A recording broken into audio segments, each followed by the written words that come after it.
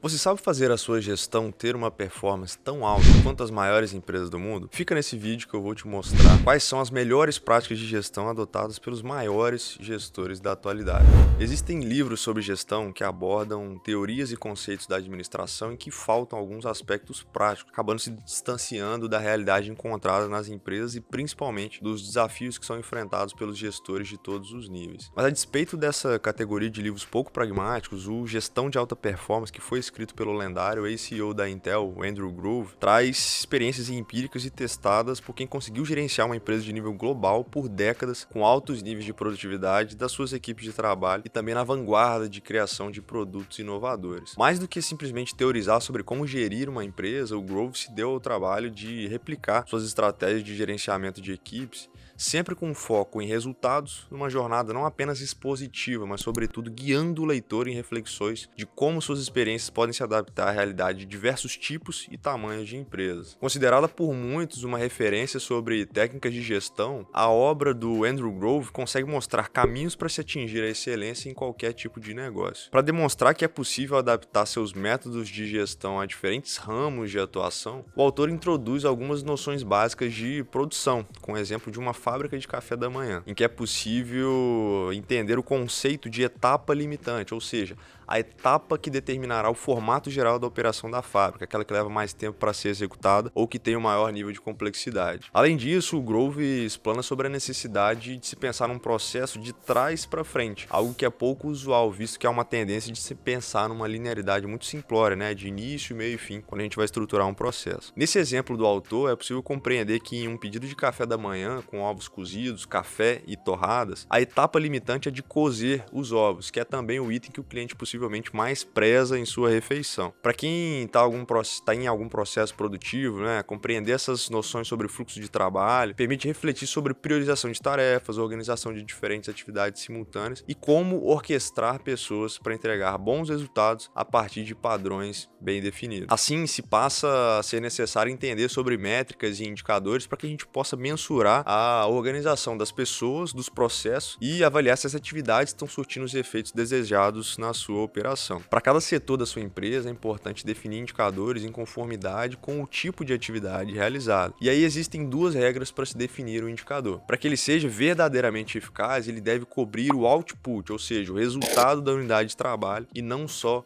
a atividade envolvida. E segundo, o fator mensurado deve ser algo físico e contável. Contudo, um bom gestor ele deve ser capaz de controlar também o seu output futuro. Para isso é preciso projetar quais atividades e desafios futuros serão responsáveis pelos resultados esperados. Assim, se supõe que o gestor ele seja capaz também de avaliar aspectos de produtividade impactado pelo nível de alavancagem que ele vai ter. Isso quer dizer que para determinadas ações ou inputs, há determinados resultados, ou seja, outputs. O trabalho de um gestor, assim, é garantir que o output da sua organização, somados ao output das organizações vizinhas sob sua influência, tenham níveis de alavancagem elevado. Quando um gestor compartilha, por exemplo, seus conhecimentos, habilidades ou valores a um determinado grupo, a sua alavancagem passa a ser alta. O mesmo ocorre quando ele faz uma avaliação de desempenho de um funcionário, porque ele consegue transmitir um feedback das ações passadas e um plano de como performar melhor no futuro. Mas, principalmente, um gestor é a capacidade de influenciar muitas pessoas a partir das suas ações visíveis, entendendo que o melhor líder é o que lidera pelo exemplo. O Andrew Grove trata de um assunto amplamente comum nas empresas que é muito negligenciado, que é como fazer uma boa reunião, né? Basicamente, ele faz uma divisão entre reuniões orientadas à missão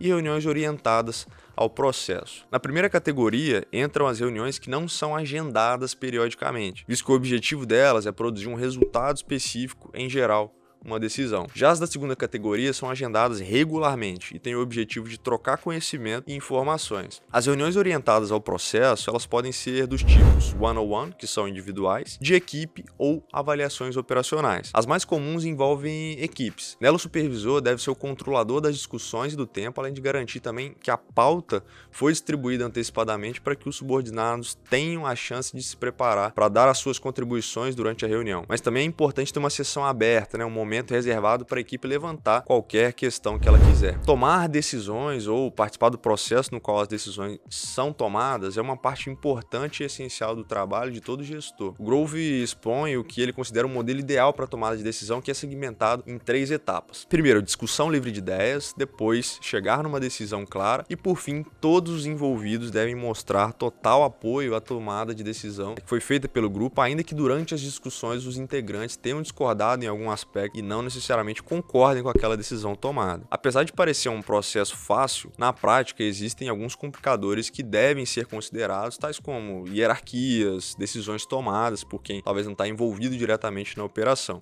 Mas o autor ele postula 6 perguntas para se fazer ou tomar uma decisão, que envolve refletir sobre qual decisão precisa ser tomada, quando ela precisa ser tomada, quem vai decidir, quem precisa ser consultado antes da decisão, quem aprovará ou vetará e quem precisará saber da decisão. Certamente, respondendo a todas essas perguntas, o processo decisório dentro das organizações passa a ser muito melhor. Ele também disserta sobre o processo de planejamento, né? Ele desconstrói um pouco a ideia de que um gestor é responsável por planejar, organizar e controlar como se fosse algo estático, né? Imutável. Na verdade, o planejamento ele é uma atividade cotidiana e rotineira que nós fazemos todos os dias. É um processo de 3 etapas que envolve, basicamente, determinar a necessidade ou a demanda estimada, né? O futuro, definir a situação atual e também comparar e ajustar a etapa 2 em relação à etapa 1. Ou seja, o que você precisa fazer é mais ou menos entender a demanda do seu ambiente. E aí uma metodologia amplamente utilizada nos dias atuais, que foi criada pelo Andrew Grove enquanto ele atuava na Intel, são os OKRs, né? Os Objetivos e Resultados-Chave, quando a gente traduz para o português. Em linhas gerais, basta você responder a 2 perguntas.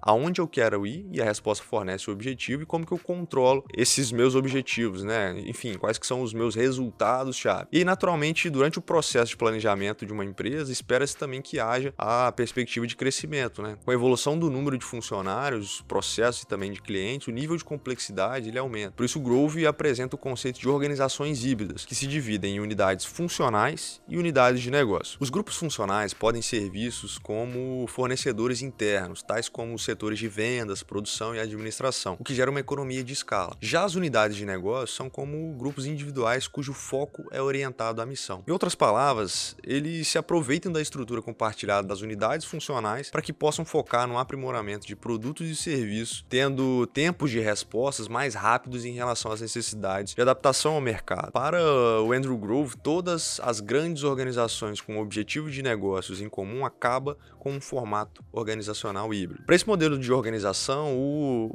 autor propõe uma nova abordagem, né? A gestão matricial. Nela, um grupo de pares composto por supervisores de mesmo nível hierárquico se reportam entre si e também aos diretores gerais e individuais de cada divisão da qual participam. Isso é o que é chamado de duplo reporte, que funciona para dar mais amplitude às informações e troca de boas práticas em toda a empresa. Ao tratar sobre os modos de controle, o Andrew Grove cita que existem 3 aspectos a se observar: as forças livres de mercado, obrigações contratuais e valores culturais. E uma matriz que correlaciona a motivação individual, ou seja, se é de interesse pessoal do grupo, com um fator denominado CIA, que seria complexidade, incerteza e ambiguidade, o autor mostra qual deve ser o modo de controle para com os funcionários. Conforme um indivíduo acumula experiência no trabalho e transita dos interesses pessoais para os interesses do grupo, além de não apenas enxergar a relação de troca de trabalho por uma remuneração, mas de entender os valores culturais da empresa, conseguindo realizar todas as tarefas que estão nesse fator CIA, pode se tornar cada vez mais alto. E nesse contexto de evolução de indivíduos que é feita uma analogia com o mundo dos esportes, em que é possível inferir